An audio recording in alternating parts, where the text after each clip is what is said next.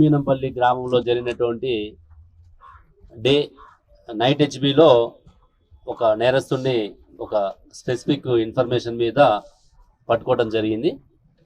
ఇందులో వివరాలు చూస్తే మనకి ఈరోజు ఉదయం అతనికి ఆ రోజు మనకి ఆ కేసులో కూడా సీసీ ఫుటేజ్ రావడం జరిగింది, ఫింగర్ ప్రింట్స్ రావడం జరిగింది.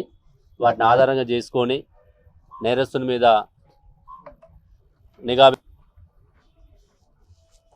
ట్రేస్ చేస్తున్నటువంటి క్రమంలో ఈరోజు ఉదయం అతను బైక్ మీద ఈ ప్రాపర్టీ తీసుకొని దాన్ని అమ్మే ప్రయత్నం చేస్తున్న క్రమంలో వీళ్ళు ఎస్ఐ మన ఇద్దరు సిఐలు and Navapeta SI Bharat, Navapeta police station సిబ్బంది, సిసిఎస్ సిబ్బంది అందరు కలిసి అతన్ని పట్టుకోవడం జరిగింది. అతని పేరు సన్నిధి ఆంజనేయులు, తండ్రి దుర్గయ్య, వయసు 30 సంవత్సరాలు. ఇతను సూర్యాపేట జిల్లా హుజూర్నగర్ మండలం కరకాయలగూడెం గ్రామంగా అడ్రస్ ఉన్నది. ఇతను 7వ తారీఖు ఆ ఒట్టిమీనంపల్లిలో జనరల్గా ఈయన యొక్క ఎంఓ ఎట్లుంటుందంటే ఫస్ట్ రెక్కీ చేసుకుంటాడు, ఆ గ్రామంలో ఎక్కడెక్కడ తాళాలు వేసి ఉన్నాయని చెప్పేసి అది చూసుకున్న తర్వాత అతను బైక్ మీద రావడం, ఒక ఇనప రాడ్డు తెచ్చుకోవడం, ఆ తాళాలు పగలగొట్టడం, లోన బీరువాలు ఉంటే పగలగొట్టడం, ప్రాపర్టీ ఏది ఉంటే అది తీసుకెళ్ళడం చేసేవాడు.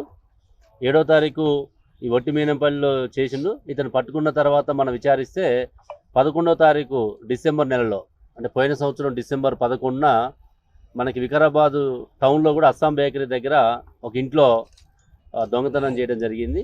అది కూడా ఇతను ఒప్పుకోవడం జరిగింది. దీంతో పాటుగా కోదాడు పోలీస్ స్టేషన్లో, సూర్యాపేట జిల్లా కోదాడు పోలీస్ స్టేషన్ పరిధిలో 4 చోట్ల ఇట్లాంటి దొంగతనాలు చేసిందని చెప్పి ఒప్పుకోవడం జరిగింది.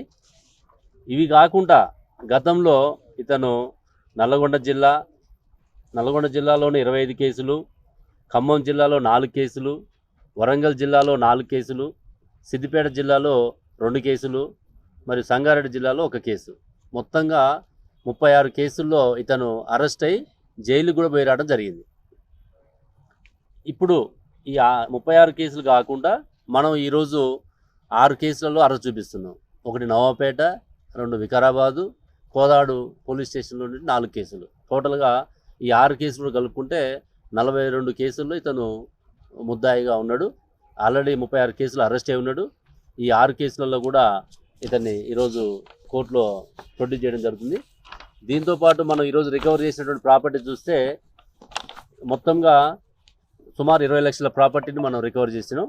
ఇందులో సుమారుగా 30.3 తులాల బంగారము, 1 కేజీ 40 తులాల వెండి, 3 bikes unicorn, glamour, royal Enfield 3 bikes కూడా ఇక్కడ నుంచి రికవర్ చేయడం జరిగింది. ఇందులో డిస్క్రిప్షన్ మొత్తం కూడా ఇవ్వడం జరిగింది. ఈ గోల్డ్ అండ్ సిల్వర్ సంబంధించినటువంటి కూడా మీకు ప్రెస్ నోట్ ఇస్తాము. ఈ గోల్డ్ చైను, చెవి జుంకాలు, బ్రాస్లెట్, బంగారు హారము, నెక్లెస్, నల్లపూస దండ, బంగారు కమ్మలు, ఇట్లా అన్నీ కూడా అన్ని డీటెయిల్స్ ఉన్నాయి. ఇవి డీటెయిల్స్ అన్నీ కూడా మీకు ఇవ్వడం జరిగింది. రీసెంట్గానే మీరు చూసారు ఇక్కడ సీసీఎస్లో కూడా ఆ రోజు దాదాపు 12 బైక్స్, హై ఎండ్ బైక్స్ని ఇక్కడ సీసీఎస్ వాళ్ళు రికవర్ చేయడం జరిగింది. ఈరోజు నవాపేట సిబ్బంది, మౌన్పేట సిఐ మరియు ఇక్కడ సీసీఎస్ సిబ్బంది ఇద్దరు కలిసి జాయింట్గా ఒక కన్సర్టివ్ ఎఫర్ట్స్ పెట్టి తొందరలోనే, మనకి ఆల్మోస్ట్ 10 డేస్ అయింది, 10 డేస్లోనే ఇతన్ని పట్టుకోవడం. ఇతను బాగా కరడుగట్టిన నేరస్తుడు.